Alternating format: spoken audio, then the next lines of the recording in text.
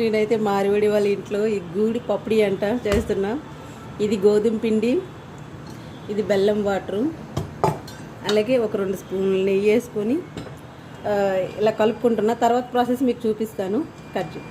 So friends, stove వెలిగించుకోవాలి, కడాయి పెట్టుకోవాలి, కొంచెం వేడైనాక oil వేయాలి, అది కూడా చూపిస్తాను. ఆ పిండి కాస్త అలా తీసుకొని ఇలా చేసుకోవాలి, అది ఆయిల్లో ఫ్రై చేసుకోవాలి. అంతే కదమ్మా? ఆన్ చేసావా? సో ఫ్రెండ్స్ చూడండి, ఇది చపాతీలా చేసుకుని ఇలా చిన్న చిన్నగా కట్ చేసుకోవాలి. ఇలా ఆయిల్ వేసుకొని ఇలా వేడైనాక ఇలా ఫ్రై చేసుకోవాలి. కట్ చేయనా? చూడండి ఫ్రెండ్స్, గోల్డెన్ బ్రౌన్ కలర్ వచ్చినంత వరకు ఫ్రై చేసుకుంటూ